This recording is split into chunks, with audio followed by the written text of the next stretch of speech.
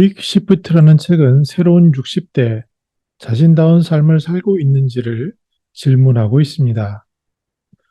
새로운 60대는 인생의 오후가 시작할 때 비로소 능수능란한 능력을 갖추게 되기 때문에 황혼이 가까워질수록 우리의 능력은 증가한다라는 기회 요인을 이야기하고 있습니다. 그러나 우리의 삶의 본질의 문제와 같은 기대 수명 70세를 기준으로 만들어진 인생 지도가 지금도 여전히 쓰이고 있는데 중년기와 노년기 사이에는 불안정한 사회적 공간인 빅시프트 시기가 있다라고 지적합니다. 한 가지 중요한 질문을 하는데 그들은 자신다운 삶을 살아오지 않았다라고 얘기하면서 중년이란 당신이 사다리 맨 위에 올라가서야 사다리가 엉뚱한 벽에 놓여 있다는 사실을 발견하는 시기다라고 이야기를 합니다. 많은 경우에 이 산이 아닌가 봐 라든지 내가 지금까지 뭐하고 살았지?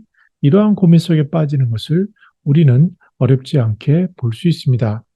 언제쯤이야 자신의 삶을 살 거야? 이런 큰 질문을 하고 있는데요.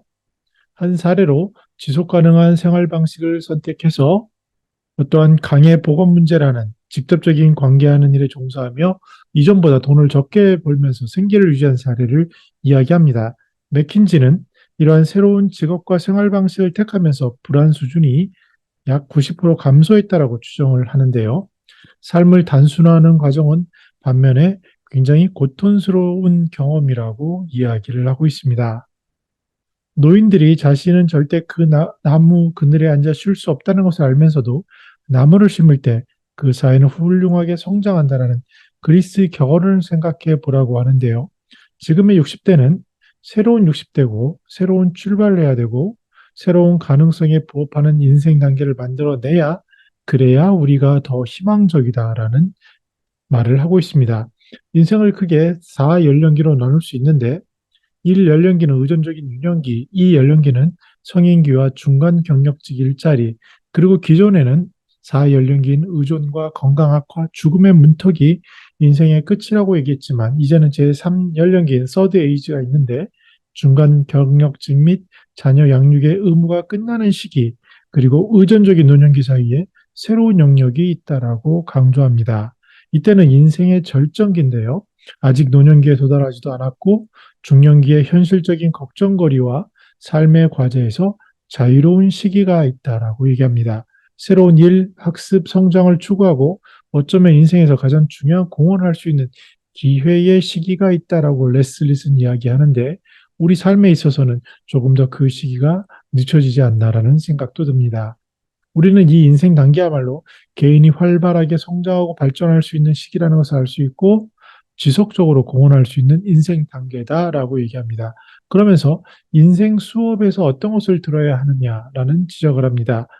우리는 일과 생활의 균형을 맞추는 법, 또 좋은 친구가 되는 법, 대화를 잘하는 법, 변함없이 사랑을 하는 법, 혼자서 시간을 보내는 법, 신앙심을 갖는 법, 죽음을 대면하는 법, 침착하게 사는 법, 거기에 심리치료, 상실, 혁신, 마음 비우기를 강조하고 있습니다. 50 플러스 재단이 처음 만들어져서 가장 핵심 사업을 했던 게 인생학교인데요. 그곳에서는 이러한 비슷한 것을 다뤘던 기억이 납니다. 그런데 수년이 지나서 이런 반문이 생겼죠. 아니, 당장 일자리 찾기도 어렵고 먹고 살기도 힘든데 무슨 뜬구름 잡는 이야기야? 라는 이야기입니다. 아마 우리나라의 50 플러스는 너무나도 바쁘고요. 우리나라의 느낌에서는 65세, 즉 더 이상 숫자가 주는 제한으로 그 이전에 하던 어떤 돈을 추구하는 방식에서는 떨어지는 그 시기에 어쩌면 너무 늦지 않을 때 정말로 삶에 있어서 중요한 균형이라든지 친구 찾는 법, 대화하는 법, 시간을 보낸 법, 이런 것들에 대한 고민이 주어지는 게 현실이 아닌가 싶습니다. 앤 룰러는 노숙자 서비스 단체의 크로스로드라는 곳에 회장을 하는데요. 이분의 말이 큰 울림을 주고 있습니다. 나는 이 모든 것을 너무 멋진 것처럼 이야기하고 있지만 사실 어려운 점이 있는데 바로 경제적인 문제다. 전에 벌던 것의 절반만 벌며 살기는 쉽지 않았다. 단지 일도 줄이고 절약하며 살면 되겠지 했다. 실제로 많은 경우에 은퇴 후에는 그 이전에 비해서 한 80% 수준으로 살아가는데요. 물론 60%까지 줄이고 90%까지 줄이는 극단적인 경우도 있습니다. 그러나 일반적인 경우에는 생각보다도 그렇게 많이 줄일 수 없다는 게 통계적으로 나타나고 있는데요. 첫 해에는 그럭저럭 넘어갔지만 예금해둔 돈을 많이 써야 했다. 결국 주택자금까지 쓰기 시작했고 그것도 거의 바닥이 났다. 나는 아직도 방안을 찾는 중이다. 그렇더라도 지금 일을 그만두지 않겠다. 나를 풍요롭게 하기 때문이다라는 자신다운 삶의 딜레마를 보여주고 있습니다. 정리해 보겠습니다. 빅시프트를 2015년쯤 다시 읽고 정리해 봤는데 몇 가지 중요한 질문을 하고 있습니다. 언제쯤 자기다운 삶을 살 거야? 인생 수업에서 균형이나 친구나 사랑, 소통, 시간, 웰라잉, 침착, 공헌 이런 것들을 배우는 진지한 시간이 필요하고 그럼에도 여전히 남는 경제적 문제가 있기 때문에 이것을 어떻게 현명하게 풀어갈지 개인이 풀기에 어려운 점이 있는데 공동체는 이 문제를 어떻게 접근할지 생각해 보게 하는 묵직한 책이었습니다. 2부에서 뵙겠습니다. 저는 더 나은 시니어 삶 공동체를 연구합니다. 감사합니다.